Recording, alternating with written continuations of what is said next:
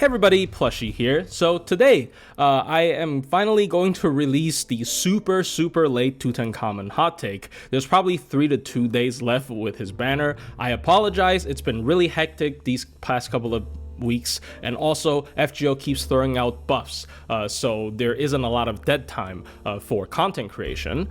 So yeah, I bet most people already know he is the first SSR single target self-sacrificing servant, and that is what most people focus on, but I do think there are a couple of more ways to use him that people are sort of glossing over. That's why they think he's really bad. I see a lot of reviews ranking him at like one of the worst SSRs in the entire game, which I do disagree. So yeah, today this video is going to briefly go over how I personally feel after using him and a little bit of, defending him as a servant. So without further ado, let's get into today's hot take video. So first of all, let's take a look at his base stats, and a lot of this actually don't matter. He has really low base MP gain per hit, only 0.38%, and his arts cards is only 4 hits, so it's very bad. And also his MP as a single target art servant barely refunds. It refunds like 10 to 20 MP with Castoria buffs, right? So it's really bad, but he has a triple arts deck and he has a lot of MP batteries in his skill set, so this is why they balanced it out with low base gain. But unfortunately, most of this doesn't actually matter because he self-sacrifices by using his MP. So he can't really spam his MP despite having a triple arts deck, which synergizes pretty well with other art supports, usually in a challenge quest for MP spamming. He can't do that. And also in farming, he's usually brute force charging his MP anyways, so the refund also doesn't matter. So unfortunately, there's not a lot to talk about here. His first skill is a party 20% MP charge, as well as a party 20% MP damage up for 3 turns. He also gains a 3-turn buff that gives you 30 stars whenever he dies or whenever he triggers a guts effect. And all of this is on a 6-turn cooldown. So first and foremost, the 20% party-wide MP charge and MP damage up is a great multi-core farming tool. And as we'll see later, he has even more MP charge in his kit, so it totals up to a very big battery amount. So this is a great skill. And the 30 stars whenever he dies, essentially, effect can trigger multiple times if you give him guts.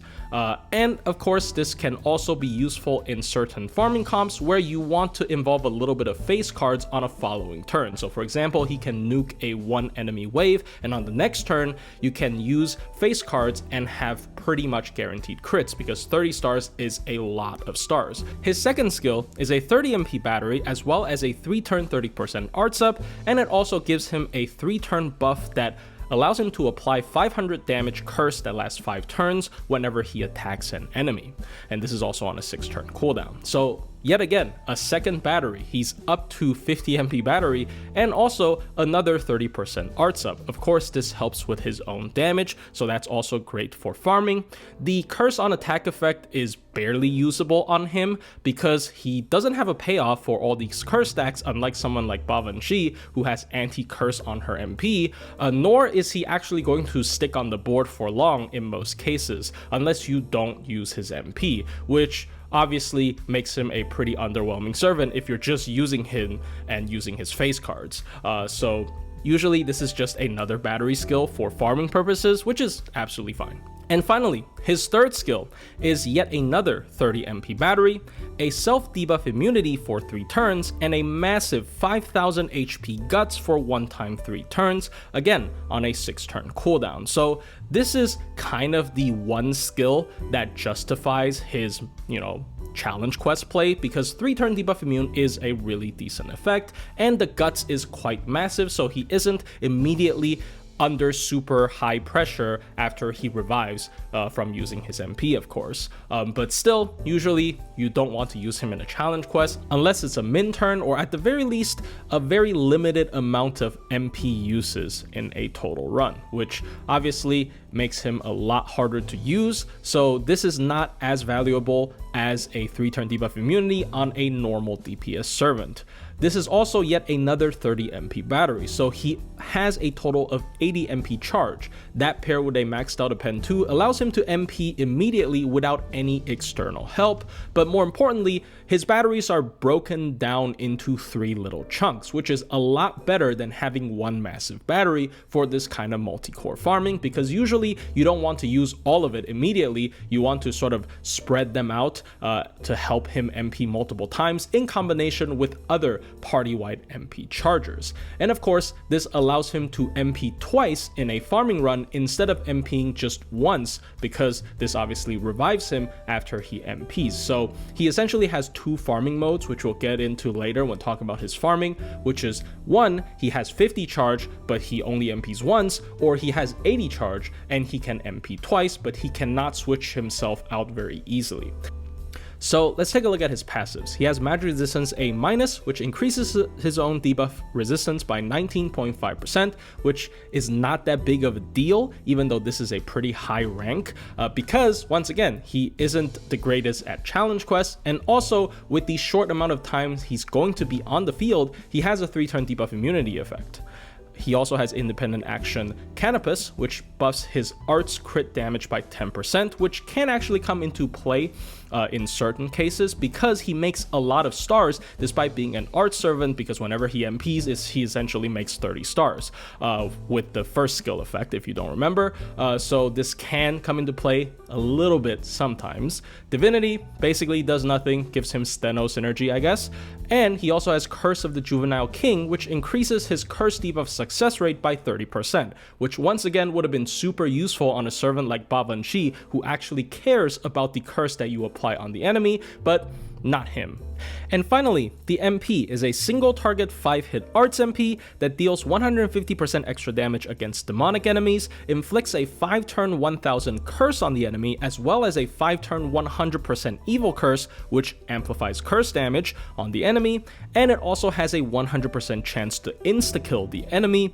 And of course, it has a 500% chance to insta-kill himself whenever he MPs. And the overcharge effect is a 1-turn MP damage up effect that scales from 20% all the way up to 40%.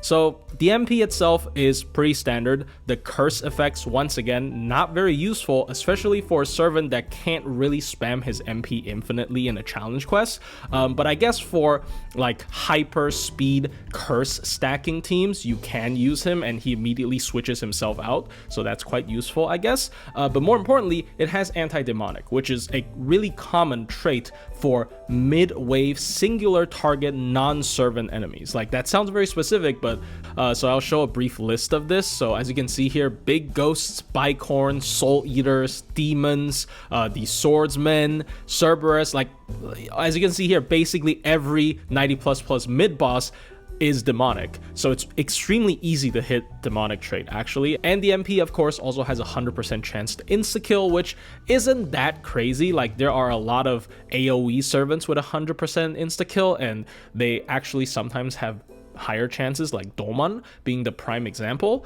So it's not that great, but can potentially be useful because he's an insta-kill servant that also insta-kills himself.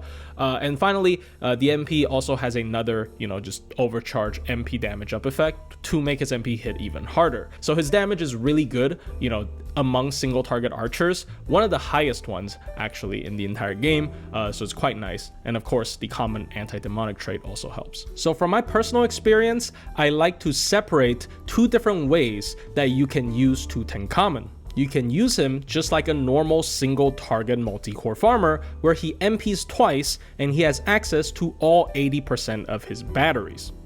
But you can of course also use him as a self-sacrificing single target DPS, but he only has access to 50% of his batteries because he can't use the last 30 MP battery since it has a guts attached to it. So let's take a look at the mode number 1 first, where he doesn't really self-sacrifice and he has access to all 80% of his batteries. Obviously, you can still utilize his self-sacrifice and use all 80 of his batteries if you MP specifically on turn 1 and turn 2 and he dies at the end of turn 2, but that's very specific. And from looking at some past 90++s, most of the time, if there is a one singular enemy for you to take out on wave 1, there's not going to be another one on wave 2. So this is exceedingly rare, but I mean, it could still happen, and this is one interesting thing he can do that you might want to keep in mind. So his main competition when he's doing this kind of multi-core farming mode are the single target arts multi-core farmers. Characters such as Vlad, Draco, Summer Castoria, etc. Now, he is quite different from those characters because one, he actually has party-wide battery and party-wide buffs. So he has the best team synergy out of most of these characters. Number two, he has really crap refund. So most of the times when you're using these single target multi-core DPSs and you want to MP multiple times with them, the way you do it is you actually commit some of Castoria's arts buffs so they could get enough refund to loop their MP essentially. But Tutankhamun can't really do that. So especially if you're comparing him to the other extreme, Archer Artoria, they just work completely differently. Archer Artoria only has 30 MP battery, but she refunds for free, while he basically has no refund, but he has a whopping 80 MP battery. So in my opinion, the one way to use him that differentiates him from other single target arts DPSs is to actually use him as a low commitment single target. So you put your Castoria buffs on your other DPS and leave him to sort of take care of himself. Now, I still mention Castoria because he will still need external sources of MP charge in order to use his MP twice, despite his massive amounts of self-MP batteries. So other options include other party chargers, such as a second Tutankhamun, Koyan Dark, who, isn't the greatest because she buffs Buster, but the overcharge at least can help him a little bit. Oberon, for example, which is actually better in his self-sacrificial mode, we'll get into that in a bit, or Tezcatlipoca. Now, Tezcatlipoca, especially in my opinion, is a great partner for him in this mode because Tezcatlipoca double buffs people with guts, and if he triggers his skill 3, Tezcatlipoca actually buffs his damage quite a bit, while also giving him enough charge for him to MP multiple times. But of course, we have to talk about his self-sacrificing farming comps. It's arguably his most unique application and why most people are actually interested in him. So when you self-sacrifice with him, he usually only gets to MP once, and he also doesn't get to use his skill 3. But it's still fine. He still has his skill 1, which is the party-wide 20% MP charge, and his skill 2, which is the self 30 MP charge. It's the same battery spread as characters like Taikobo and Hibiki Shikagi, who both have been proven to be decent multi-core farmers. There are two main advantages to using a self-sacrificing servant. Number one is, of course, they automatically leave the field, so a new character can come in. You can obviously run no plug suit comps with this, but also if you are still using a plug suit, you can essentially include one extra member into your farming comp. Now, you might run into problems with Tutankhamun because of cost. Normally, if you're using a farming team with plug suit, you're including 3 frontline members and 1 backline member, and everyone else doesn't really matter, so you can fill them in with low star backlines to farm Bond. However, if you're including a 5th character, so remember when I said Summer Kuro gives you a cost issue if you want to include her in your farming comp, Tutankhamun is low-key worse because he's actually a 5-star, so he occupies even more cost if you want to build a team like that. Obviously, you can still do it, but if you want to do like full 6 CE, 5-star bonus dropping CEs, it's not going to be possible. The second benefit of using a self-sacrificing servant is actually a fact that a lot of people forgot, which is if a character is put into eternal sleep by Oberon's skill 3, you cannot actually plug them out using a plug suit effect. There are certain multi-core farming comps where you actually need that damage boost on turn 1 or turn 2 instead of turn 3, and using a self-sacrificing servant is the only way to bypass that restriction and still swap out the character after using Oberon's skill 3 on them. Now, his main competition in the self-sacrificing servant category comes in the form of Sojiro, a welfare servant we got earlier this year, who also does self-sacrifice, has essentially 50 MP battery because he has a skill that doubles his current MP charge, so in order to reach 100, if you give him 50, he can just add another 50 onto it, and he is also a berserker. Sojiro is actually the main source of Tutankhamun's bad rep, because when you compare a low MP archer's neutral damage to a free MP5 4-star berserker's damage, is obviously not going to look pretty. So I want to dive a little bit deeper into the numbers today. So I have a chart here that compares the two. This is not considered any external buffs. So if you're putting them in a team, the relative numbers can be a little bit different, but the general gist is going to be the same. So Sojiro has a 1-turn delayed buff. So he can either immediately MP on turn 1 for less damage or wait a turn for more damage. While Tutankhamun can be hitting demonic or not hitting demonic, and hitting neutral or hitting counterclass. So he has 4 different situations. So if you're comparing Tutankhamun hitting neutral non-demonic enemies versus Sojiro when he's hitting 1.5 times berserker advantage on turn 1, Tutankhamun, even at MP5, is still lower damage than Sojiro. And this is, of course, the main source of why people think Tutankhamun is absolutely worthless. But if you look at counterclass, Tutankhamun, even at MP1, can beat Sojiro at MP5, which, he should be because he's a welfare. Even if Sojiro waits for an additional turn, Tutankhamun at MP2 can beat him. So Tutankhamun, even if you have him at like MP1, he can kind of be a better Sojiro against Sabers and Berserkers, because he also does have way better party utility compared to Sojiro, because Sojiro doesn't have any party-wide damage buffs or battery charge. And I don't think we actually have to look at Tutankhamun's anti-class and anti-demonic damage, because it's obviously going to be through the roof, and Sojiro is not going to be able to catch up anytime soon. But I think something interesting to look at is Tutankhamun when hitting neutral class but anti-demonic. At MP2, his damage is basically the same as Sojiro, without waiting. But if Sojiro waits for additional turn, it's not that pretty anymore. Tutankhamun needs to be MP4 while hitting neutral demonics to reach that level of damage. Now I want to briefly go over his challenge quest performance, because obviously he's not built for it, but if you absolutely want to brute force and use him in a challenge quest, he has to be paired with Asclepius, basically. Technically, you can also pair him with Iris Field, because these are the 2 only characters with refreshable guts that, is quite spammable, but Iris Field really doesn't spam it as much as Asclepius, and also Asclepius heals more over time. Obviously, the second support is going to be Castoria, who can protect him pretty well after he procs his own guts and revives at low HP.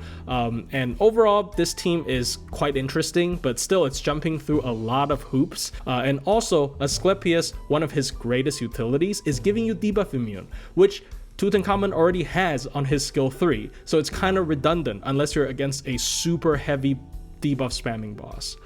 In terms of min turning, he actually does fit that playstyle a little bit better, because if you only MP, let's say 3 times for a 3-turn run, you only need to give him 1 additional guts, because turn 1, he can revive with the first guts, turn 2, he revives with the second guts, and turn 3, he can take the enemies with him with his MP.